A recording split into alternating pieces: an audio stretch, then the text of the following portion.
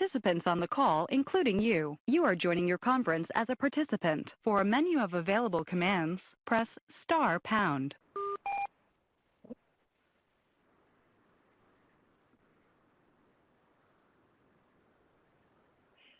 Good afternoon and welcome to the FEMA Region 2 Individual and Community Preparedness Webinar Series. My name is Allison Albright and I am the Regional Preparedness Liaison for FEMA Region 2. I'm going to provide a few technical considerations before we begin. Today's proceedings are being recorded and captioned. The archived event will be available on the FEMA website in the coming weeks. You should hear audio through your computer speakers, so please ensure that your speaker button is green and your volume is turned up so you may hear the proceedings accordingly. In the top right, we ask if you'd like to receive news and updates from Region 2. If so, please enter your email address and we'll be sure to add you to the distribution list. We will have a question and answer session after the presentation concludes. You'll see a question box in the lower right-hand corner. Please feel free to submit your questions about the subject matter there, and time permitting, we'll do our best to answer them. Finally, the PowerPoint presentation from today will be available for you to download in the file SharePod as a PDF. You can click on the file and download it using the Download File button. With that, I'd like to turn it over to the Region 2 Preparedness Specialist to introduce our speakers and today's proceedings. Thanks, Allison. May is Older Americans Month, a time to build resilience and connections among older adults. Unfortunately, we know that scammers often target older people to commit fraud and identity theft. My name is Bibi Patel. I'm a preparedness specialist for FEMA Region 2's Individual and Community Preparedness Program. On behalf of our team working to strengthen preparedness across New York, New Jersey, Puerto Rico, and the U.S. Virgin Islands, I'd like to welcome you to our webinar series. Today's webinar will discuss scams targeting seniors, including scams related to the COVID-19 pandemic, financial scams, identity theft, and Medicare fraud. Our first speaker today is Robin E. Eichen, who has been an attorney with the Federal Trade Commission, or FTC, Northeast Region since December 1990. She has litigated numerous consumer protection cases, including those involving deceptive advertising, work-at-home scams, business coaching scams, telemarketing fraud, internet fraud, and deceptive debt collection. Our second speaker today is Charles Clarkson, Project Director of the Senior Medicare Patrol of New Jersey. Charles is a New York attorney and has been fighting Medicare fraud and abuse since 2005. Robin, I'll pass the mic over to you now.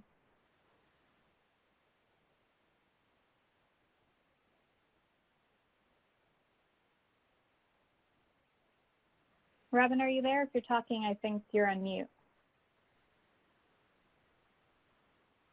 Thank you very much.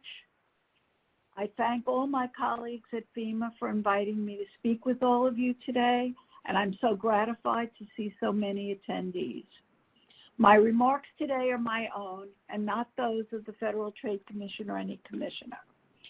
So for Older Americans Month, which the topic is Communities of Strength, we recognize at the Federal Trade Commission that when older Americans lose money to a scam, they tend to lose more than younger consumers. So at the Federal Trade Commission, we want to encourage older consumers to share information on scams with their colleagues, with their friends, their neighbors, and relatives.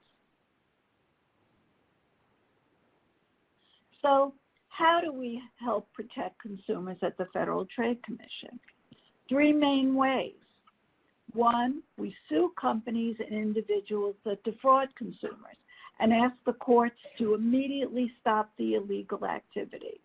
Most recently, the FTC's brought lawsuits to protect older adults, including against companies that tried to trick older adults into falling for work-at-home scams, credit card interest rate reduction scams.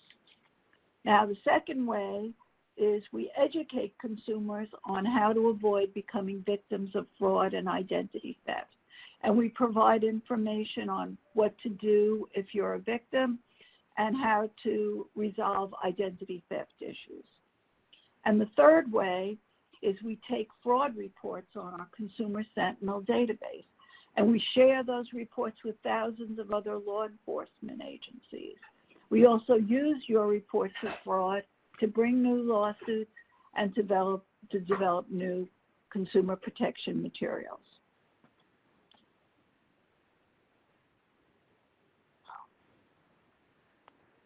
So today, I'm going to talk about how to use some of our data on scams and identity theft, and I'll talk about some of the latest scams affecting older Americans, including many scams that relate to the COVID-19 pandemic. I'm also going to give tips on how to spot these scams and how to avoid them. I'll also talk about identity theft and the Federal Trade Commission's resources. So this is our slide for our Consumer Sentinel Network data book for 2020. Every year, right before National Consumer Protection Week, the FTC releases this report for the year before, and National Consumer Protection Week was in March of this year. In our report, we found that consumers reported losing more than $3.3 billion to fraud in 2020, which was up from $1.8 billion in 2019. And the top two fraud categories reported was imposter scams first, which embraces a lot of different types of scams, and online shopping second.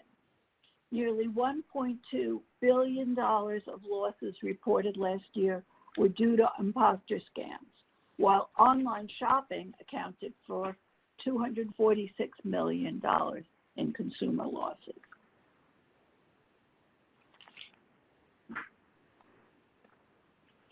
So this is our Consumer Sentinel Network data book slide for New York, which is just one example. We have slides from every state. But the slide shows that for 2020, the top report category in New York was identity theft, and the second most reports to Consumer Sentinel were about imposter scams.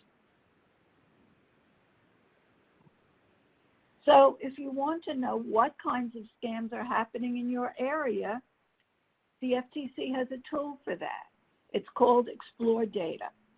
With Explore Data, you can find out just what kinds of scams and identity theft people are reporting most in your community. You can break down the data to find out how much different groups report losing, the ages of people reporting, and how they paid scammers. There's a link at the bottom of this slide to our YouTube video on how to use Explore Data.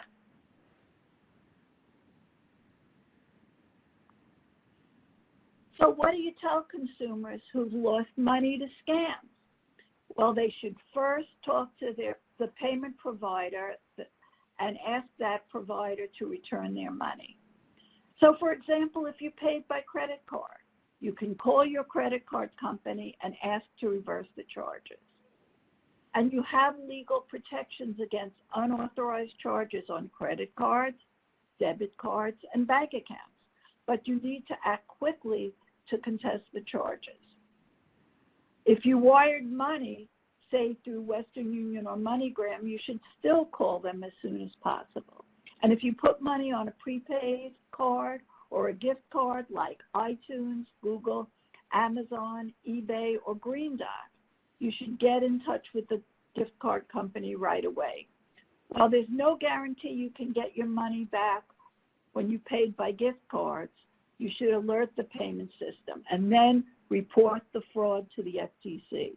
Our new Report Fraud link is easy to use and will send the user useful information on possible next steps.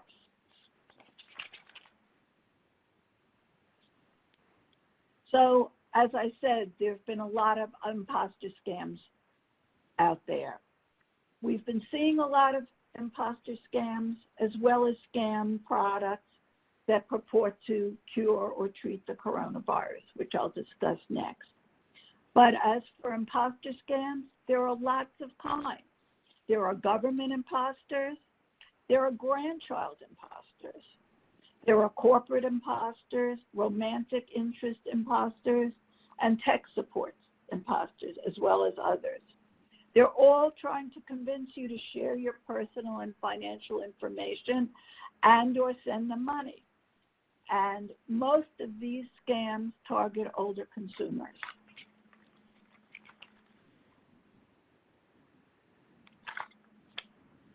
So at the FTC, we've been seeing everything from miracle cures and home test kits to scams that target people on Medicare.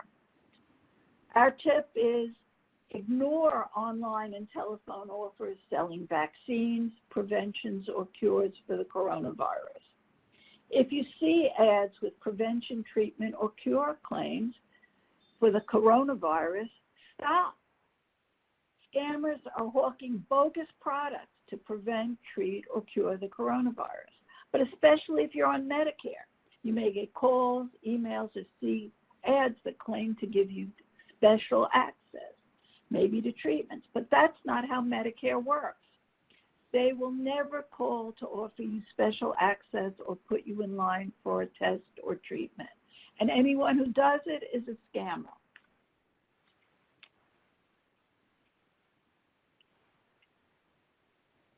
So an important part of the FTC's work is targeting companies that make health claims without scientific proof to back them up.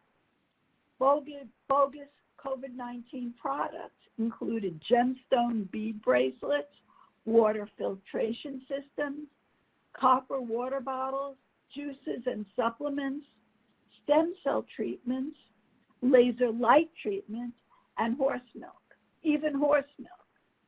During the pandemic, the FTC has been working closely with the FDA to find the companies breaking the law and stop them.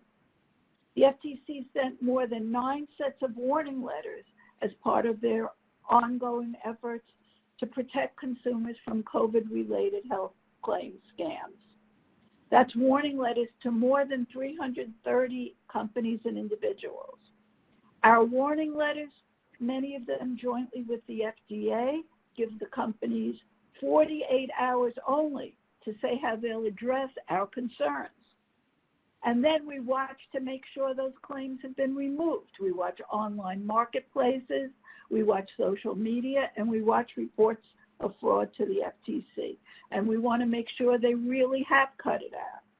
And under a new law recently enacted, we brought a lawsuit to get civil penalties from a company that said its vitamin supplements prevented COVID-19 as well or better than approved vaccines, but of course without scientific proof. So you've all heard of cannabis products. These cases were part of our Operation CV Deceit, which was announced in December of last year. And it was a law enforcement sweep against companies claiming that their CBD products treat diabetes, depression, arthritis, heart disease, Alzheimer's, and cancers, diseases that affect many older consumers. Our settlements would ban these companies and their affiliates from making disease prevention and cure claims without adequate scientific proof to back them up. And the companies would also have to notify people that bought their CBD products that no scientific evidence supported their serious health-related claims.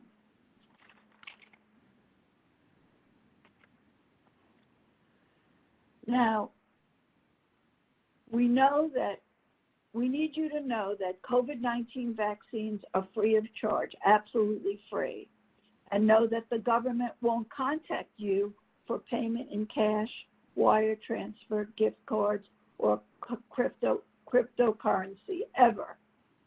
And when you're online shopping, check out any unfamiliar websites before you shop.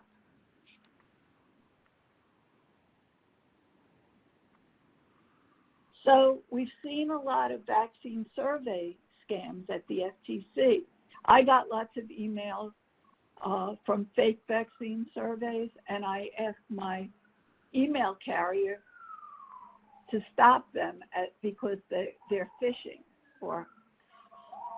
So if you get an email or text you're not sure about, don't click on any links or open any attachments, because doing so could install harmful malware that steals your personal information without you even realizing it.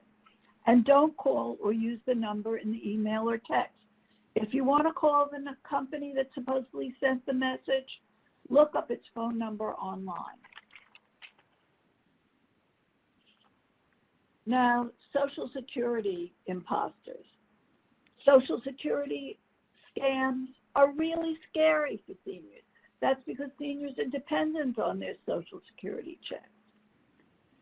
Social Security imposters may say your Social Security number has been suspended because of suspicious activity or because it's been involved in a crime.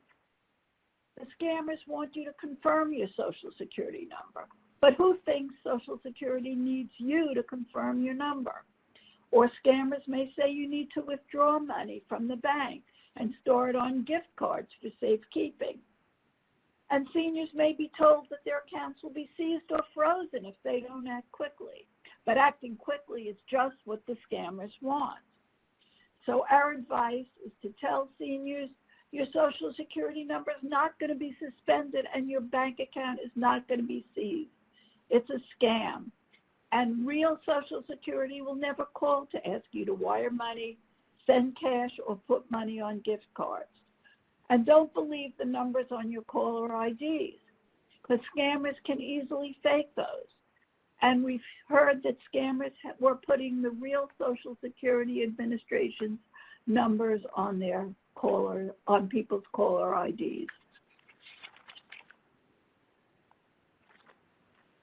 Now, because economic impact rescue payments are here, scammers are aware of those too.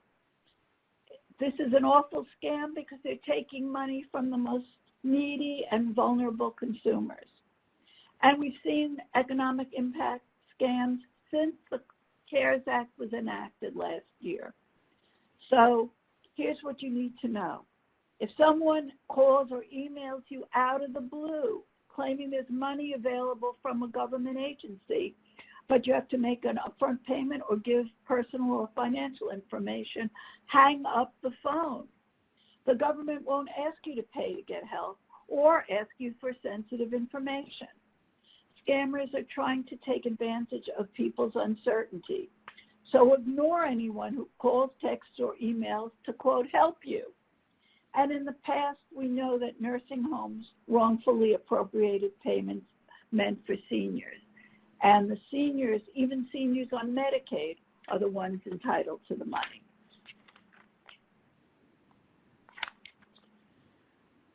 So again, don't respond to calls, emails, or texts about money from the government. Government agencies won't contact us that way.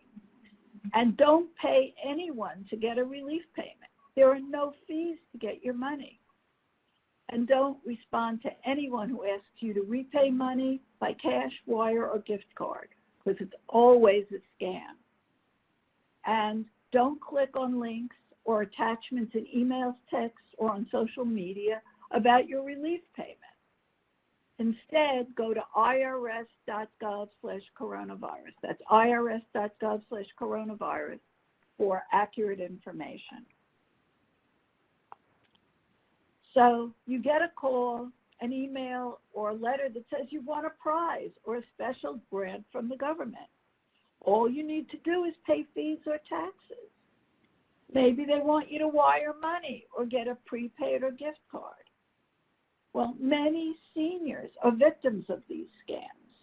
But what you need to know is paying to collect a prize or a grant is a scam every time. And there are lots of Publishers Clearinghouse impersonators out there. So don't send money to collect a prize.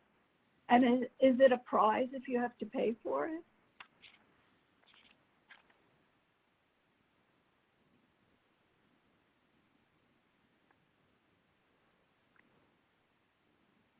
So there are a lot of utility imposters out there also.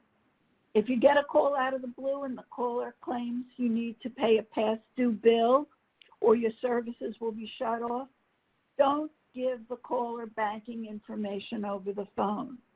If you want to pay your bill over the phone, you have to always place the call to a number you know is legitimate and not someone who contacts you. Utility companies don't demand payment by email, text, or phone, and they won't force you to pay by phone as your only option. And never call a number left in a voicemail, text, or email. Instead, if you're worried, contact the utility company directly using the number on your bill or on the company's website and verify that the message actually came from your utility. So here's some ways to avoid a scam. One of the biggest signs of fraud is urgency. They want you to act immediately because they don't want to give you any chance to check it out or call somebody. Also, untraceable payment methods like gift cards, cash, wire transfers, and cryptocurrency. They're always signs of a scam. And you need to take steps to protect your computer from malware like viruses and spyware. And you need to find out how to protect your personal information before you get rid of an old computer or smartphone. These are the FTC's resources to help consumers deal with the financial impact of the pandemic. We also have some resources if your small business is affected. So here's an example of a fake World Health Organization email that would put malware on your computer if you press the button on the slide. We've also seen that scammers have bought up lots of domain names that include the word coronavirus and even include misspellings of the word. But if you visit one of those sites, they'll put malware on your device. So our tip is don't click on links from sources you don't know. It could download a virus on your computer or device. And once again, make sure your anti-malware and antivirus software on your computer is up to date. Now, tech support scams. It's another scary imposter scam, and it's even come through on my own personal computer. And this is a scam that's especially victimized older adults. These scammers pretend to call from or be affiliated with technology companies like Microsoft, and they want to scare consumers about their computer security. They often want to get remote access into a consumer's computer, and they may try to sell software or services to, quote, fix security problems. Those are problems that usually don't even exist. So what to do? Hang up on callers that say you have a computer problem. Ignore pop-ups that say to call tech support. And never, never, never give anyone remote access to your computer. And if you have questions about your computer, call the legitimate company at the number you know before you do anything.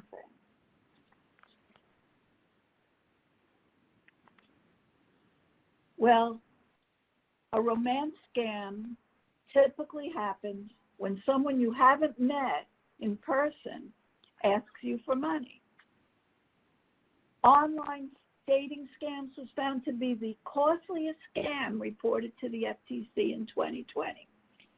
And romantic scammers bilked consumers out of $304 million last year. Now that's 4 times as much as consumers lost to similar scams in 2016 and twice as much as they lost in 2019. And this scam has particularly hurt older consumers. But our best tip is to watch out for romantic interests or friends that you never met. And a sure sign that you've been scammed is if the online love interest or friend asks you for money. Now, you've probably heard of this scam. Someone getting a call, Grandpa, I need money for bail. Don't tell Mom. Scammers pretend to be someone you know, often a grandchild, calling or sending messages asking for money right away. They say they need help in an emergency, like getting out of jail or paying a hospital. But their goal is to get the person to send money right away before they even realize it's a scam. And lately, we've heard that scammers are coming to people's doors asking for money. Scammers sometimes use information from social networking sites or hack into a loved one's email account in order to make their scams seem more credible. What they want to do, again, is to get us to act quickly, because checking with even one person may mean the difference between getting scammed or avoiding a scam. Again, here are some more tips. Again, slow down and check out the call with someone else.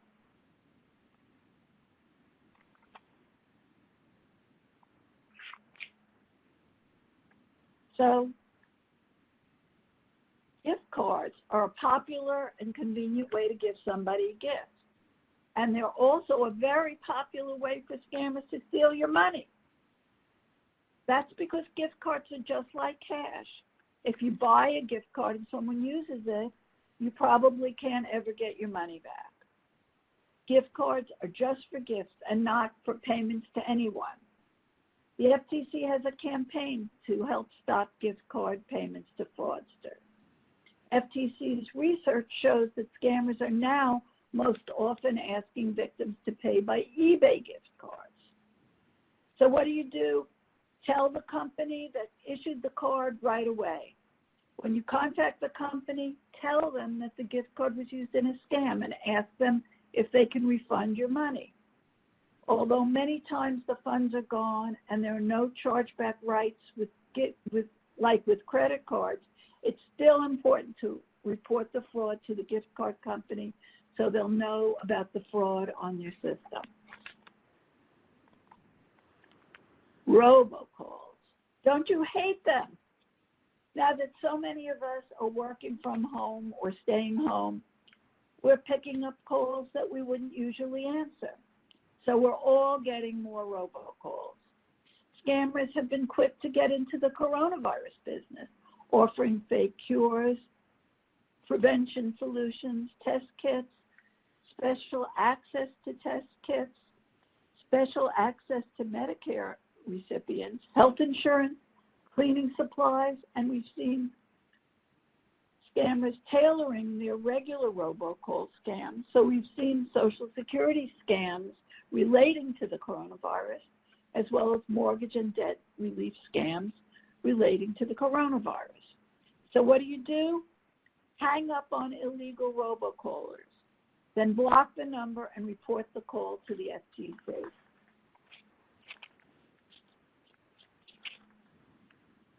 And sign up for the FTC's Do Not Call registry to help stop unwanted calls. I'm sure you know that it doesn't stop all calls, but if people are on the Do Not Call registry, with a few exceptions, any marketing call they get is from someone who doesn't follow the law. Now, as I said before, caller ID isn't always what it seems. Advances in technology have made it cheap and easy for scammers to make illegal calls from anywhere in the world and to hide by showing fake caller ID information.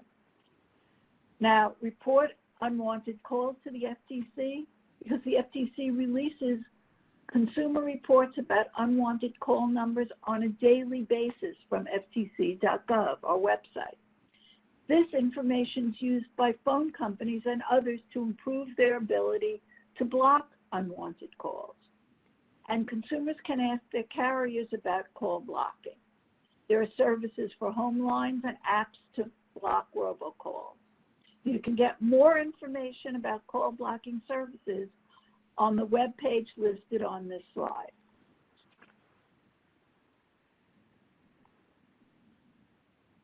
So now let's talk about identity theft. You all know about it, but the challenges of COVID-19 have included a higher risk of identity theft. In 2020, the FTC got 1.4 million reports of identity theft, which was double the number from 2019. Repeatedly, these identity thieves targeted government funds that were designed to help people hard hit financially by the pandemic, such as unemployment insurance benefits. The FTC has information on how to avoid identity theft and how to recover if it happens. Here are some of our best tips to reduce the risk. You can also get a free credit report from each of the 3 major credit reporting agencies every week through April 20th, 2022. You get it at annualcreditreport.com, annualcreditreport.com. Medical identity theft is particularly serious because the thief's medical records get mixed up with the victim's, and often the ID theft victim can't get the treatment or medication he or she needs. And with tax identity theft, a thief can steal your tax refunds.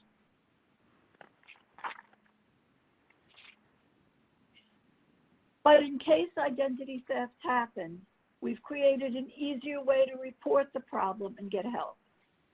IdentityTheft.gov is where you report identity theft and get a recovery plan.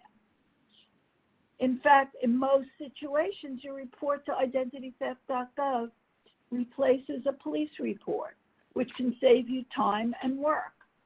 And if you create an account on IdentityTheft.gov, you'll get reminders, you can update it, and track your progress. And the FTC will pre-fill forms and letters for you. The site is also available in Spanish. By following a few short steps on reportfraud.ftc.gov, that's reportfraud.ftc.gov, your report is instantly available to more than 3,000 federal, state, and local law enforcers across the country. When you tell us what happened, you'll get advice from reportfraud.ftc.gov on what you can do next to recover and protect yourself against fraud.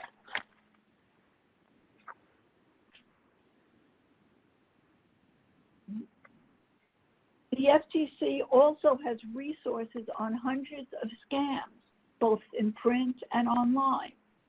Consumer.ftc.gov has our biggest collection of articles on scams. Consumer.gov has just what you need to know on managing money, credit and debt, and avoiding scams and identity theft. It also has videos, an audio track, presentations, and lesson plans. ftc.gov/coronavirus has the most recent data on complaints, scams, and links to other resources relating to the coronavirus. Pass It On gives active older adults the tools to talk about the scams they see. YouTube.com/FTC videos has our whole video collection. Grab them and share them as much as you want. And bulkorder.ftc.gov has all of our print materials. Order them and we'll ship them for free. All of our materials for consumers are in English and Spanish. And some of our coronavirus materials are also available in other languages at ftc.gov/coronavirus.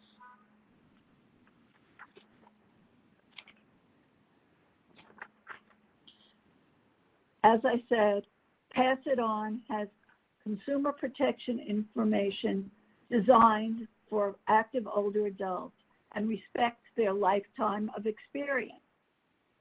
This campaign's fact sheets explain 13 fraud topics, including grandchild and romance scams, unwanted calls, and work-at-home scams. They're to the point and encourage people to share what they know. Pass It On materials build on or refresh readers' knowledge and include resources for advocates. And one way we can all help each other is by sharing good, trustworthy resources when we find them. I certainly hope you'll share these. You can keep up to date with the latest scams by signing up for the FTC's consumer alerts. Visit ftc.gov/subscribe. That's ftc.gov/subscribe. And as I've mentioned, your fraud reports matter to the FTC, to all the law enforcers who have access to the FTC's Consumer Sentinel system, and to the people in your community you help every time you report a scam. And here are 3 key resources for you to share. 1, to know the latest about the pandemic, go to coronavirus.gov, which takes you straight to the CDC. 2, to learn more about scams and how to avoid them, visit ftc.gov/coronavirus. And to find out and 3, to find out what else is going on across the federal government, along with lots of resources from other agencies, go to usa.gov/coronavirus. So this is my contact information, and I will be available for questions later in the presentation and after the presentation. So feel free to contact me. And thank you very much. Thank you, Robin. And now we'll pass it on to Charles. Okay. Good afternoon, everyone on the East Coast. And if you're further west, good morning to you. My name is Charles Clarkson. I am the project director of the Senior Medicare Patrol of New Jersey. And before I get started, I just want to give a brief update of the Senior Medicare Patrol project. Many people probably haven't heard of us, but basically the Administration for Community Living funds this program. Every state has a Senior Medicare Patrol program. And basically, our mission is to help fight Medicare fraud, waste, and abuse from beneficiaries and their families who need help. And I have been doing this since now 2005, so I know a lot about Medicare scams. And I'm going to go over a number of them today, but I'm also going to talk about Medicare scams in general, because remember, Medicare is basically people who are 65 and older, unless you're disabled or have some other means for being on Medicare. So this population is a targeted population. And we basically are housed, this one in New Jersey, we're at the Jewish Family Service of Middlesex County, but we cover the entire state of New Jersey. And basically, if you need help with Medicare fraud, waste, and abuse, at the end, I'll give you contact information. And we also basically educate people throughout the state by doing outreach. And we do this by live presentations prior to the pandemic. We also do this by Zoom and Microsoft Teams presentations if you don't want to do it live. And our presentations are free and doesn't cost you anything.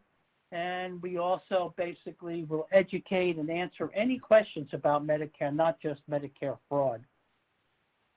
So here's a copy of our mission statement. To empower and assist Medicare beneficiaries, their families, and caregivers to prevent, detect, and report healthcare fraud, errors, and abuse. And as I said earlier, we do this through outreach, counseling, and education. So what is Medicare fraud? Well, it's pretty straightforward.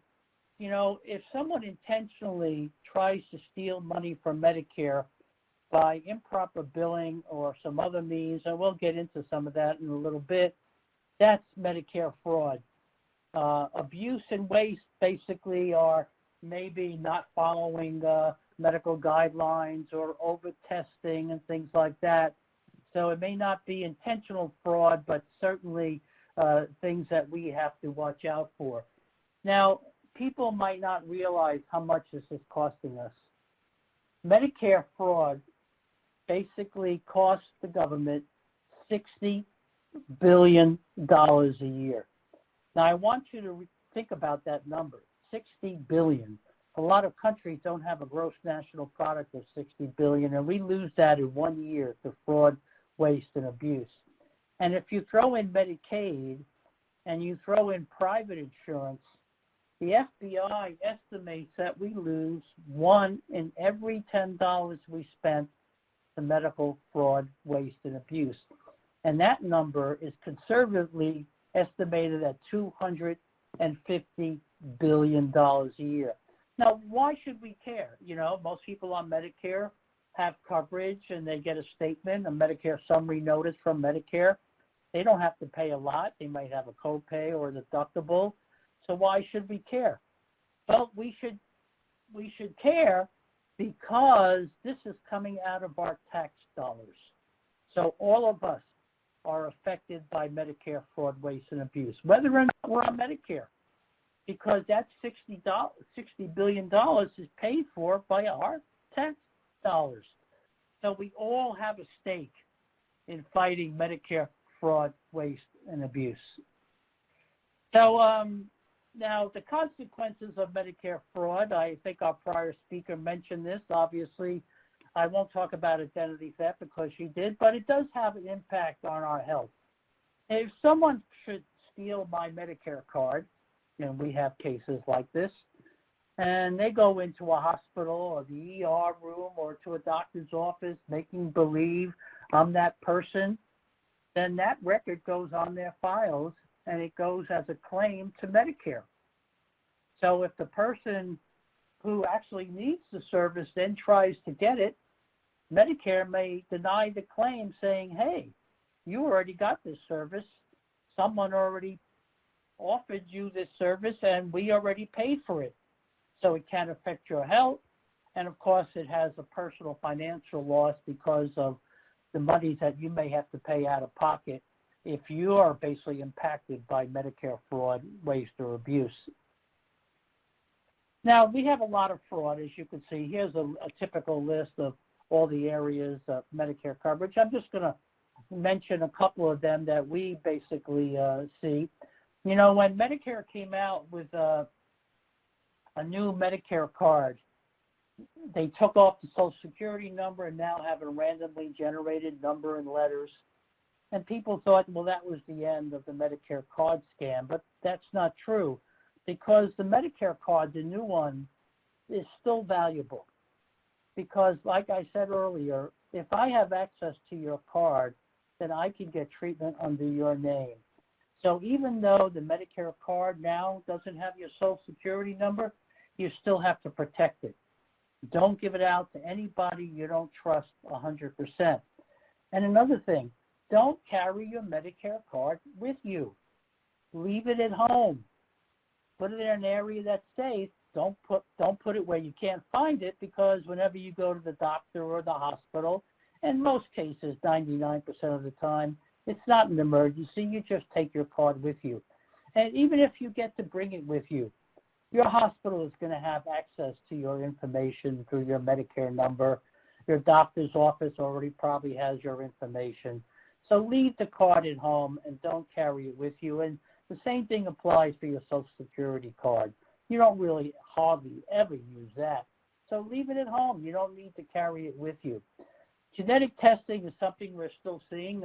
We had a case in the last couple of years whereby a pretend non-profit company was going into senior residences, offering help to people to help them decide what their best Medicare coverage was. And while you were there, because they offered ice cream, cookies, and cakes, they said, you know, Medicare will pay for a genetic test for you and it'll be free. But remember, genetic test is supposed to be only for medically necessary reasons. You can't just go out and get a genetic test because you feel like it. And usually genetic tests are ordered by your doctor because maybe they want to check out the protocol to best treat you, because maybe the current treatment is not working well and a genetic test might be helpful. So these are just a couple of the things that we see on a regular basis. And remember, these scams are going on. The next one I want to talk about is durable medical equipment.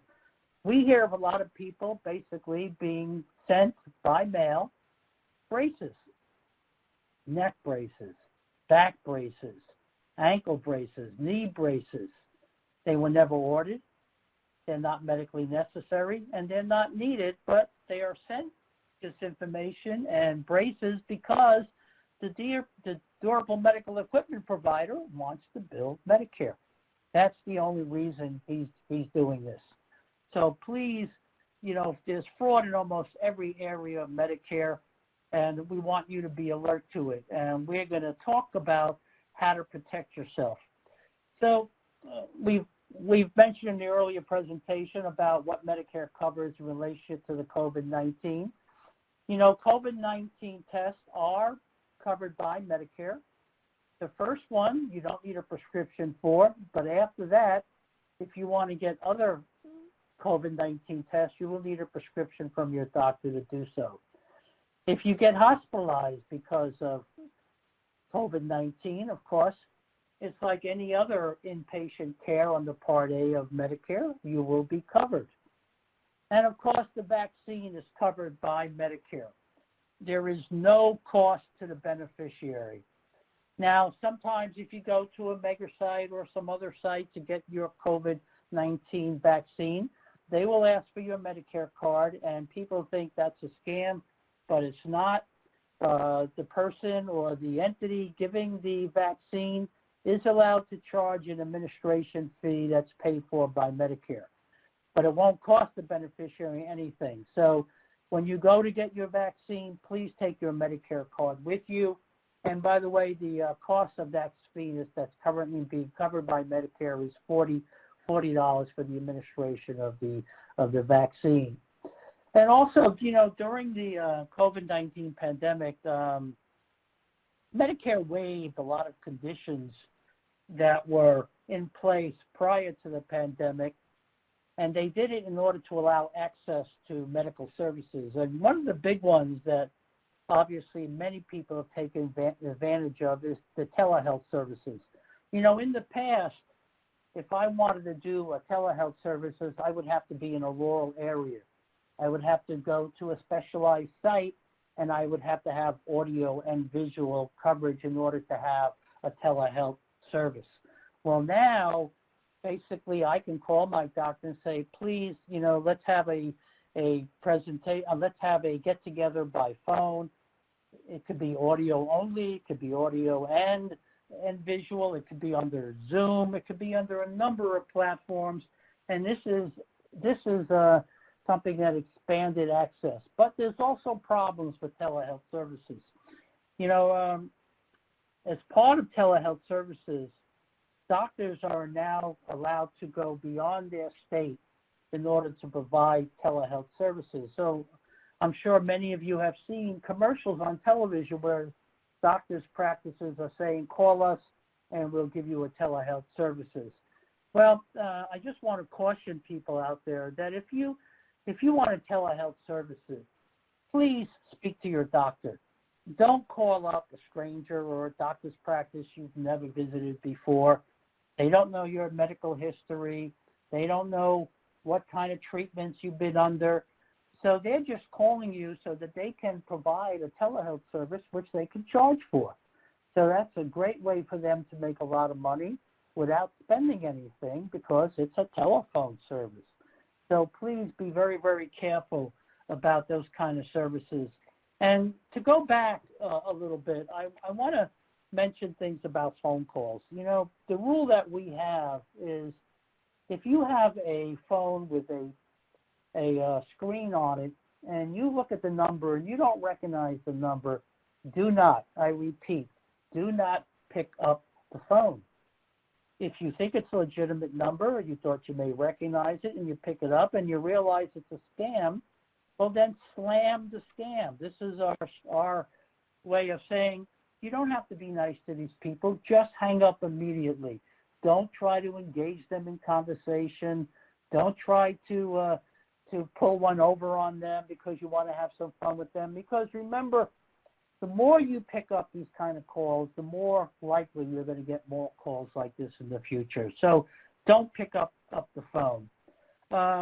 Another Medicare scam that because of the coronavirus, is contact tracing. You know, these are legitimate calls, or can be legitimate calls, but a real contact tracer will never ask you for money, never ask you for your bank account, never ask you for credit card information. So if they start asking things like that, here are the 5 things that we tell people to be wary of if you get a call from a contact tracer. But obviously, if it's an illegitimate contact tracer, then they really want your personal information. Do not give them any personal information. That is the key to determining whether the contact tracer is a scam or not. Never provide any personal information. And of course, your immigration status doesn't matter if you are getting a legitimate call from a contact tracer. So let's talk about, I already mentioned that telehealth and exposure to fraud, so we'll skip that, okay?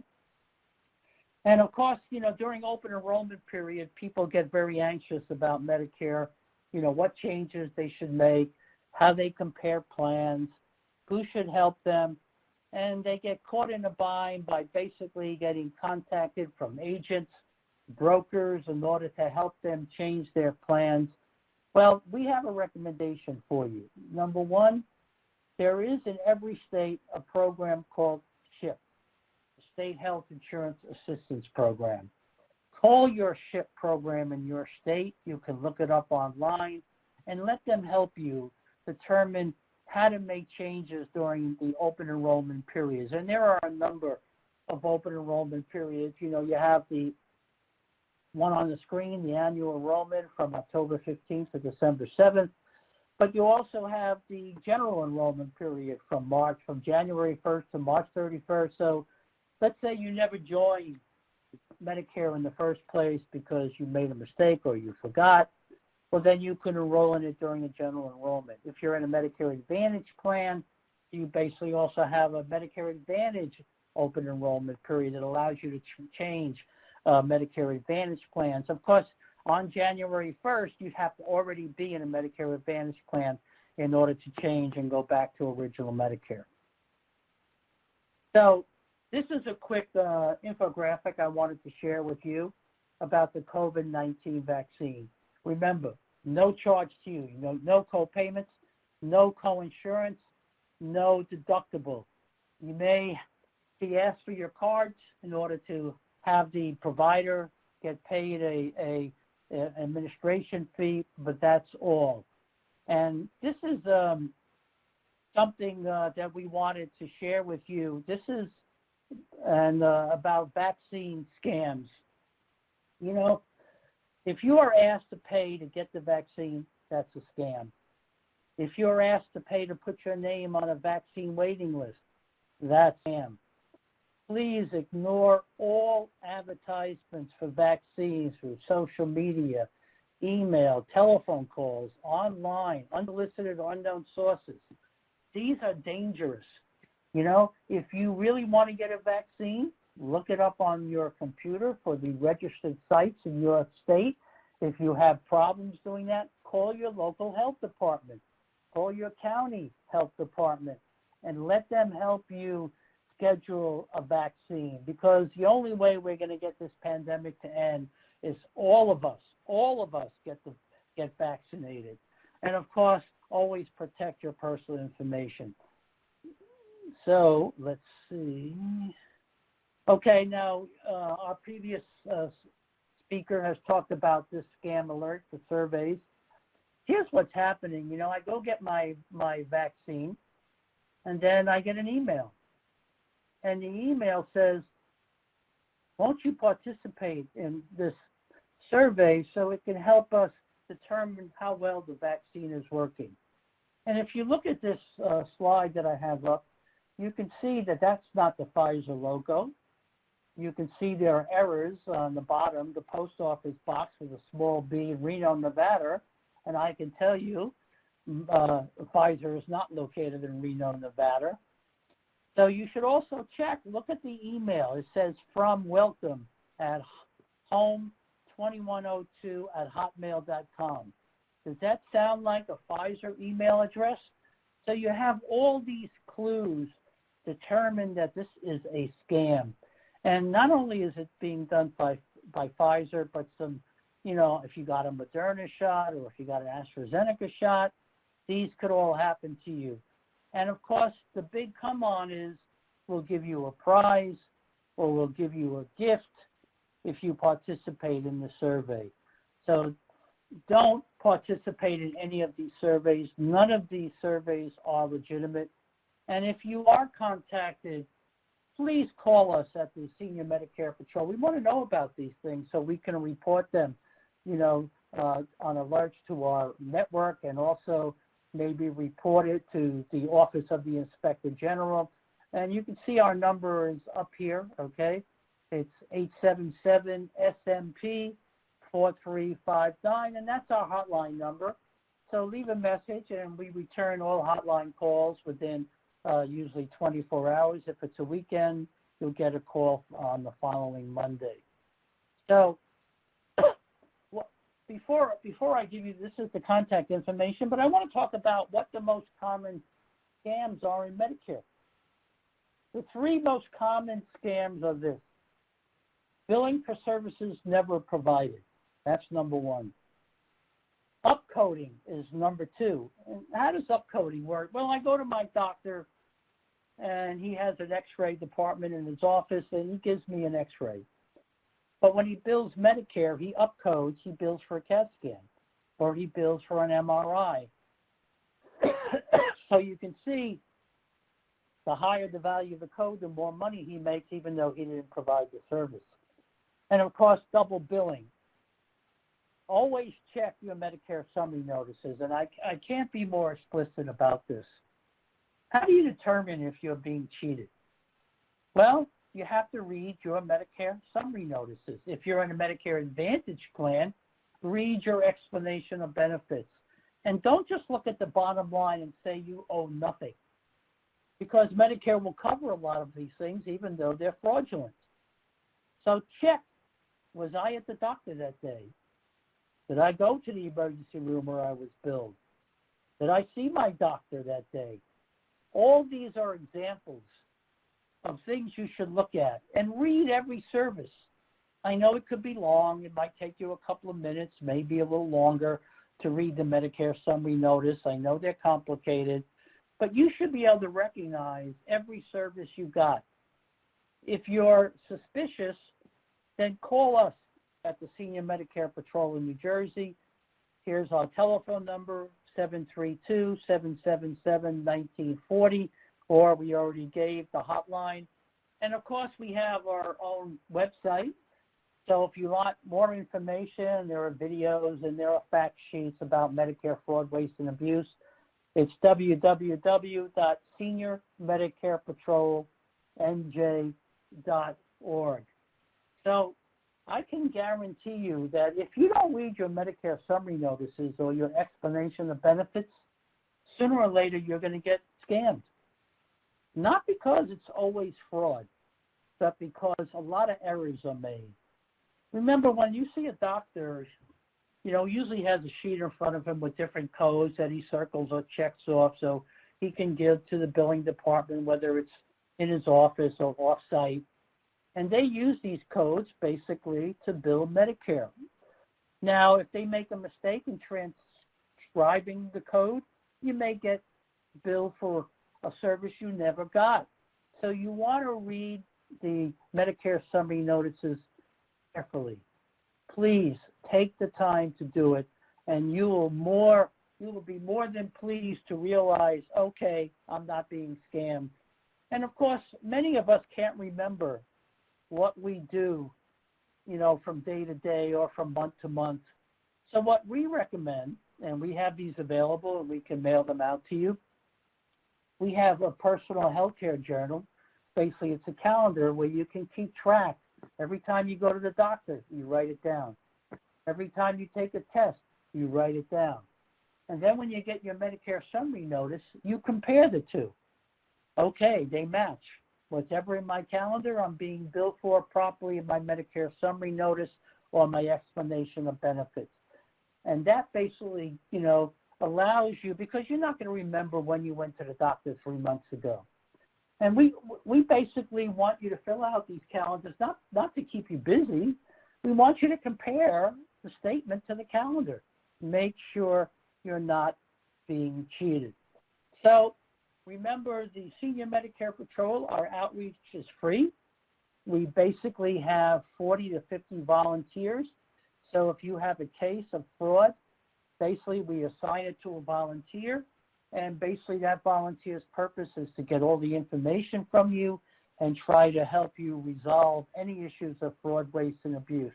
Remember, it's your money, and we want to help you get it back if you paid out of pocket, or get it back to the Medicare Trust Fund if Medicare paid it out improperly.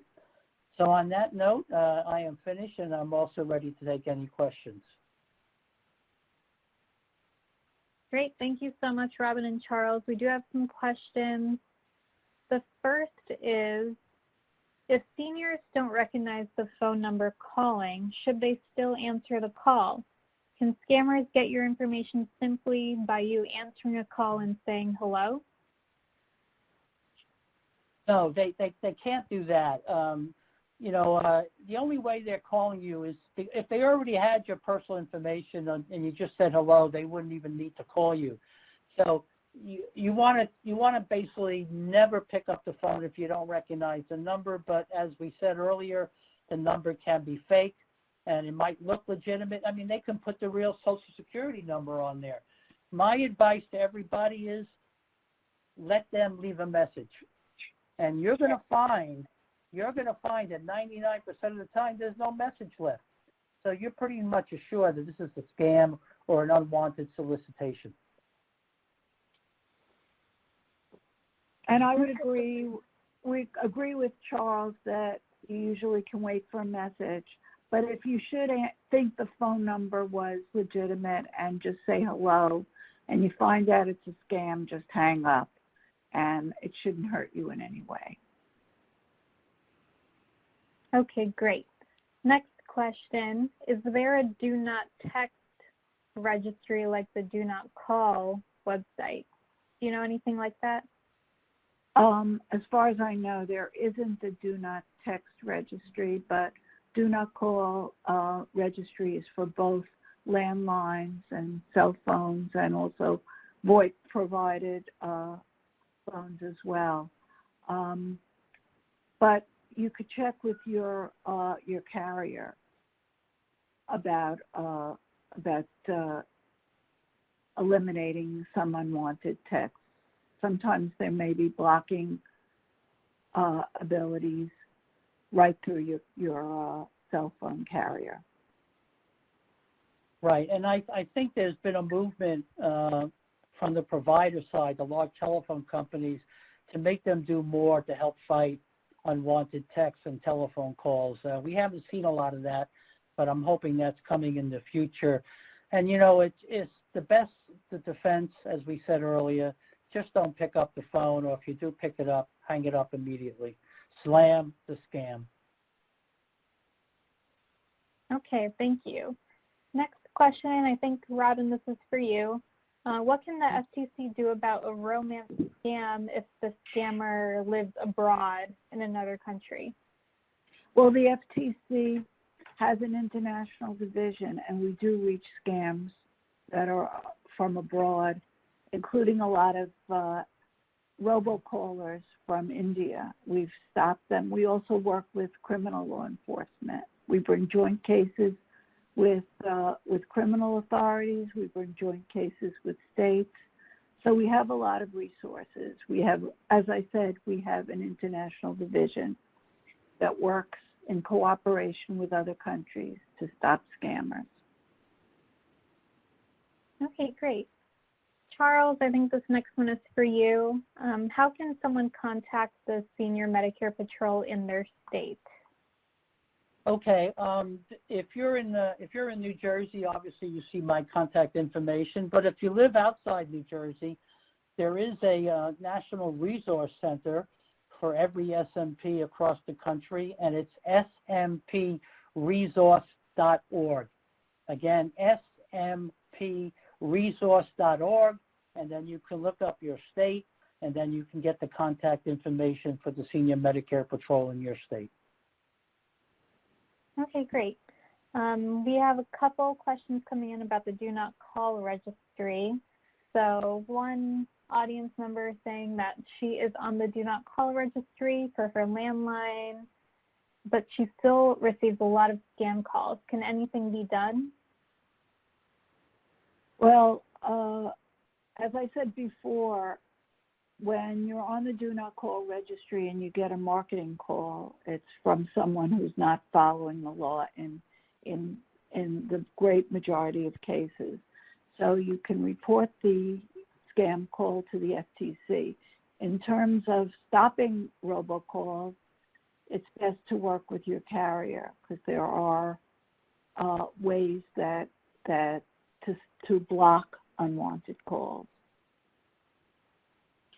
For example, on my mobile phone, if a call, I find that if a caller is not in my contacts, it's often silenced.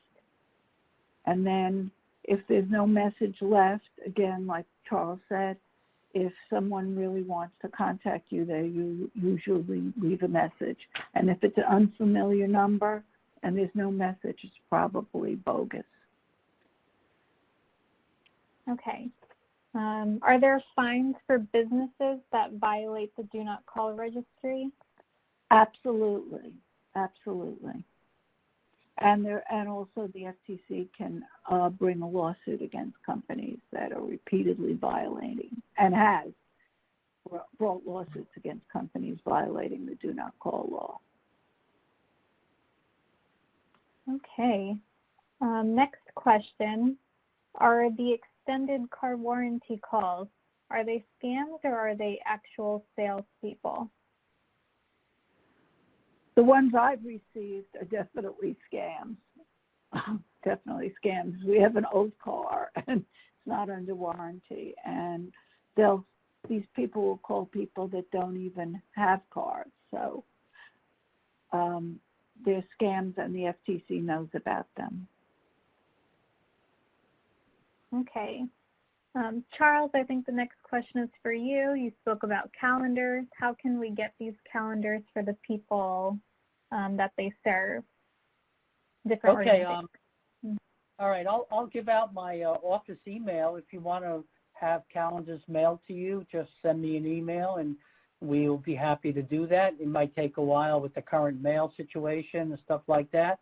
But my email is my first name, Charles, C-H-A-R-L-E-S, my initials C, Charles C, @ and the initials jfsmiddlesex.org. I'll repeat that, Charles C @ jfsmiddlesex.org, and we would be happy to disseminate this information because we want people to keep track of their appointments so they have a better way of looking at their statements and comparing the two.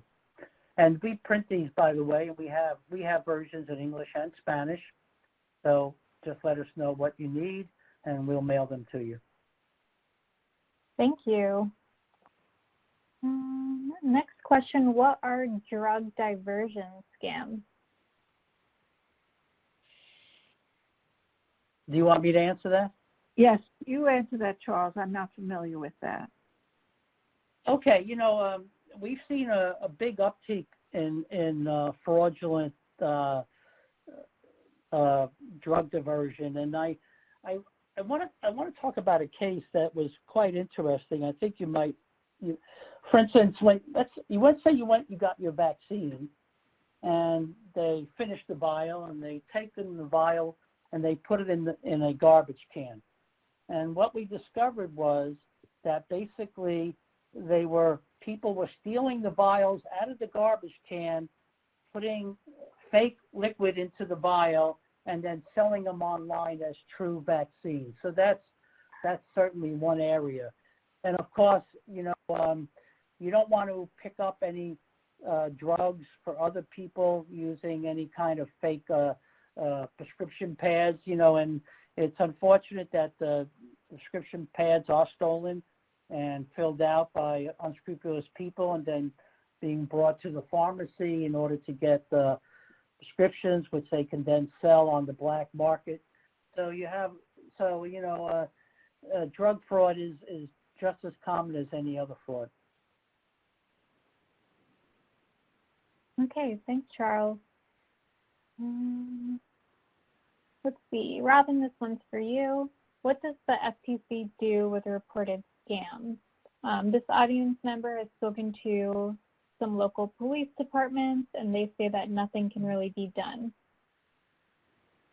Well, where there's a pattern or practice of fraud, which means more than just one person reporting, the FTC will often bring a lawsuit against the fraudsters. And sometimes we've brought lawsuits against very, very big companies. And many times we've been able to return money to victims. However, our fraud reports are confidential except to other law enforcers. Now, in our new report fraud link, reportfraud.ftc.gov gives users helpful information on what to do to recover from fraud. So these are instances where we're not necessarily bringing a lawsuit, and we don't bring a lawsuit against every provider. But use our report fraud site so the FTC can know about the fraud, so that we can bring some lawsuits, and so that we can develop new materials to warn others. And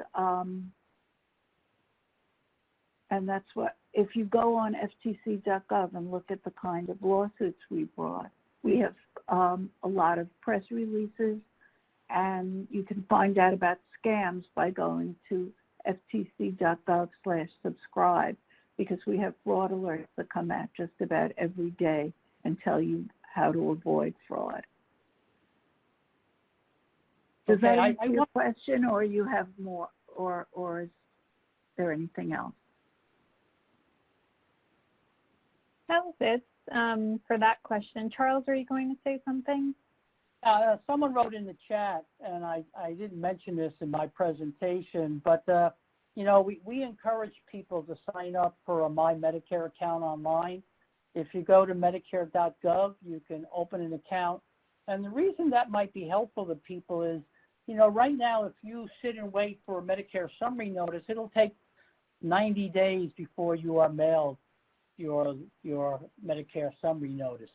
And a lot can happen in 9 days. If you open a My Medicare account with a strong password, and then look at your claims anytime you want, day or night, 24 hours a day, and if you see something suspicious on that platform, you can notify us right away. You don't have to wait the 90 days, because I know I have a My Medicare account.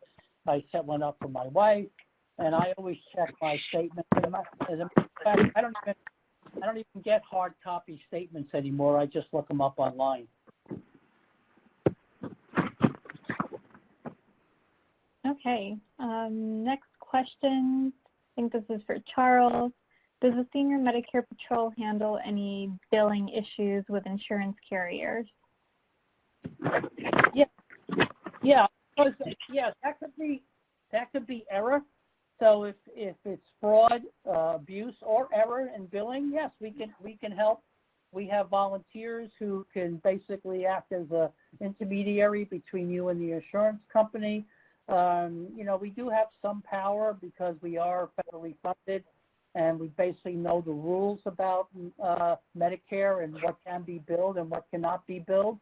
So yes, even if you're not sure it's fraud or an error, let us help you. Call us, and we'll look at your Medicare summary notice for you and see if there are any issues. So yes, we can be helpful in that area.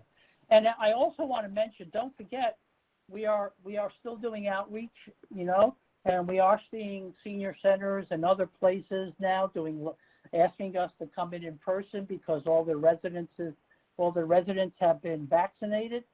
So, reach out to us. If you're on this call and you have a senior group or a senior building, you know, we'll come out for free and do a presentation. If you don't want us to do it live, then we'll do it under an online platform. Okay, we have a few more questions. Are reverse mortgages offered to seniors as scams?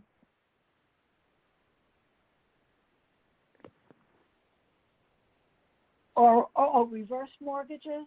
No, there are legitimate reverse mortgages, but we've also seen some scams relating to them. So you have to be careful when you're seeking a mortgage for your house to go to a legitimate, recognized bank or other provider and to check out any company that you actually deal with online with the word scam or complaint as well. I would only deal with a company that you know and have checked out. Also, the Better Business Bureau has records of complaints that you can access about any particular company. And another good resource besides the Federal Trade Commission is the Consumer Financial Protection Bureau, which also has complaints and information on different types of products and including financial products. Okay. Next question, where and how can I report phishing email? You can report them to the Federal Trade Commission at reportfraud.ftc.gov. And again, we collect our fraud reports. We share them with other law enforcers. So if another law enforcer wants to bring a lawsuit, they will access, that are members of Consumer Sentinel, they will be able to access our fraud reports. And again, it alerts the Federal Trade Commission and other law enforcers to where there's a fraud on the system. Okay. And Robin, I think you mentioned this during your presentation, but an audience member is asking, can you repeat the information on never giving access to your computer remotely for someone claiming to fix it for you? Yeah, the tech support scams. I guess I'll tell you a little story about how it happened to my husband and I on our personal computer. My husband's sitting there and working, and all of a sudden, the screen showed cascading numbers going down the computer, and sirens raging, sirens pealing, and then so I actually called my FTC help desk. What do you do? And they said to shut off the computer. Now, what a lot of scammers want you to do when they put those tech support scams up on your screen, when you've clicked on something and it engages the scam, they want you to give them access to your computer. And if you give an unknown person like that or someone who contacts you access to your computer, they can, one, steal your personal information like banking information and passwords. They could freeze up your computer and ask for a ransom.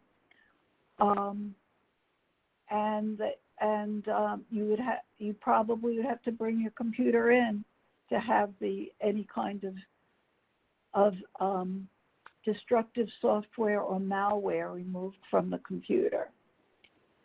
The only time I would ever give access to my computer would be to my computer help desk at the Federal Trade Commission.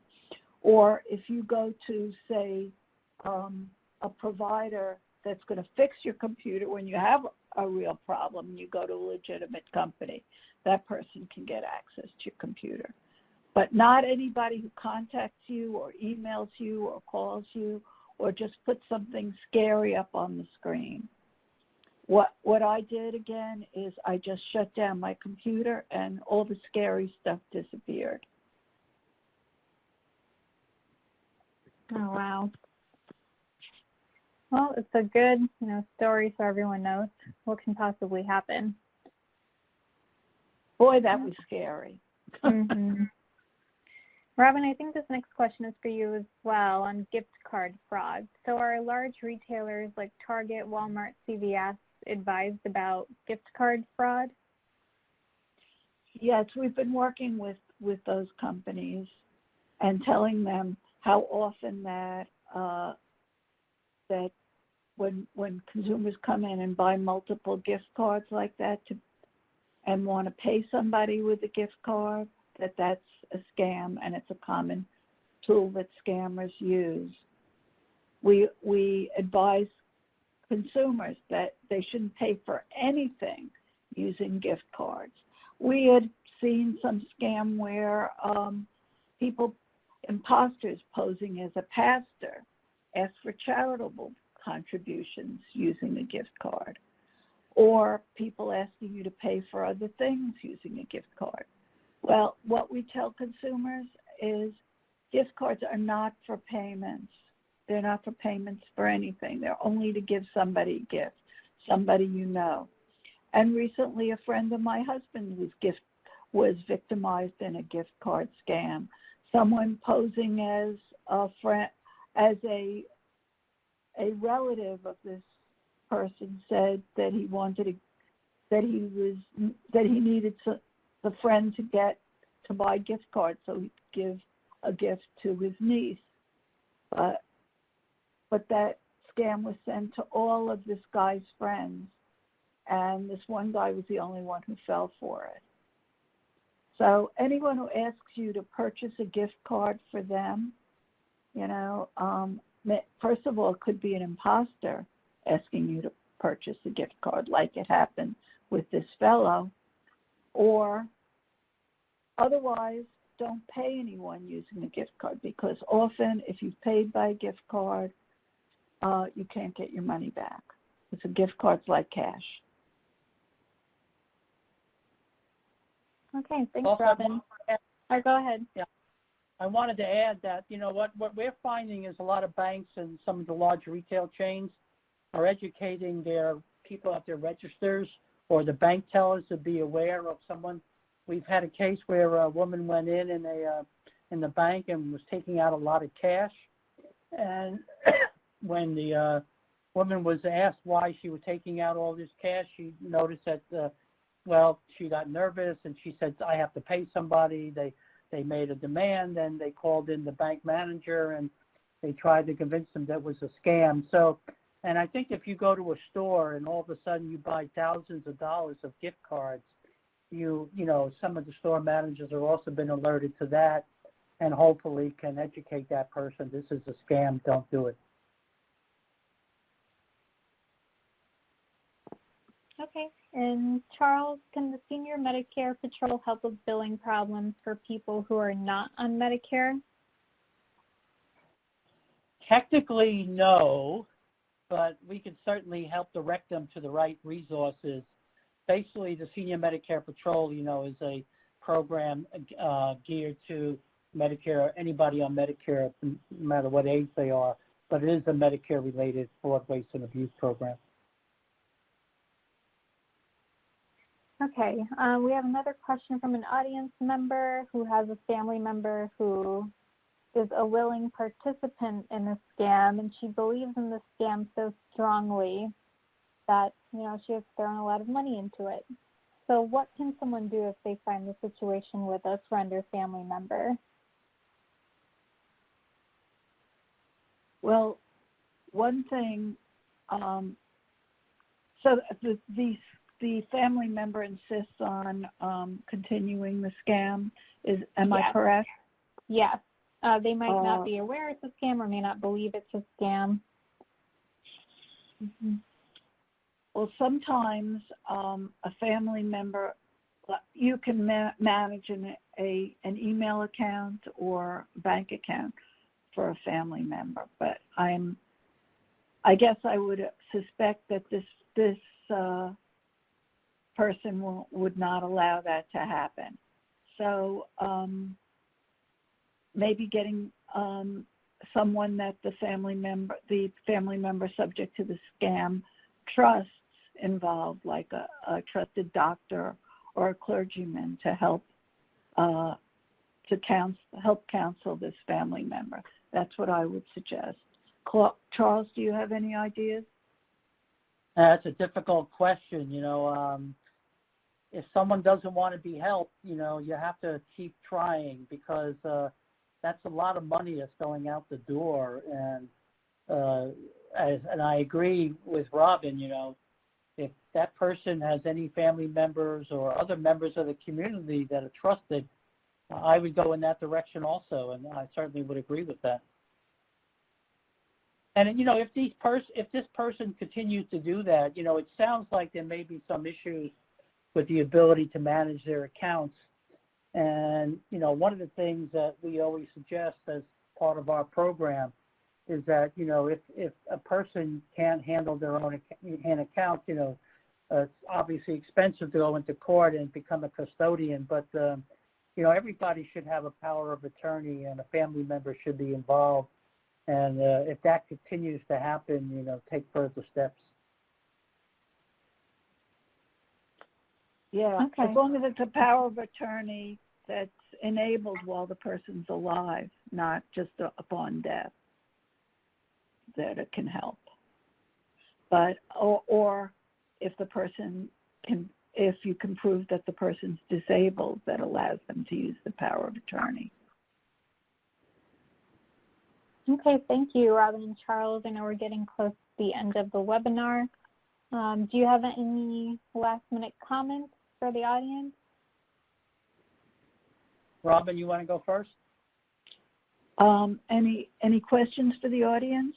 Yes, I do. I would like to hear from anybody about any new scams that they're seeing in their communities. And you don't have to be a victim to report fraud to the FTC, but if anybody could share any new scams with me, I will share them up the chain so that the heads of the FTC can know what people are seeing.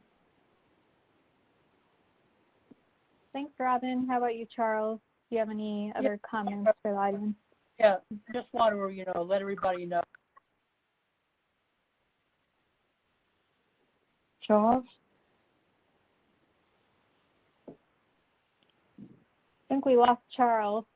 I think we lost Charles, but also I would urge you all to subscribe to the FTC scam alerts and other consumer alerts, which is ftc.gov/subscribe. And that's the best way to know what scams are coming up. For example, there was a scam involving Amazon accounts, and I had such a call on my phone, and that same day that I got that call, the FTC came out with an alert. So I thought that was really amazing, and I'm really proud of our agency for staying on top of the latest scams. Okay, can you guys hear me now? Yes, we can. Go ahead, Charles. Okay, I don't know what happened. I didn't touch anything. So remember, we're out there to help people fight fraud, waste, and abuse in Medicare because it's our money. And if you need a free presentation, we do it day and night. We'll even do it on weekends if that's necessary. But call us, email us, and it's free. And it's a great program, and a lot of seniors really appreciate it. Great. Thank you so much, Robin and Charles. And thanks to our audience for joining us today. You can all download a PDF copy of the presentation in the Download Here pod at the bottom of your screen. We also hope that you take some time to answer the 3 questions about the webinar on your screen. You can see them, and they will inform us about our future webinar programming. We'll also share links to our upcoming webinars, which you can click on and register for, and we hope to see you soon. Thanks, everyone.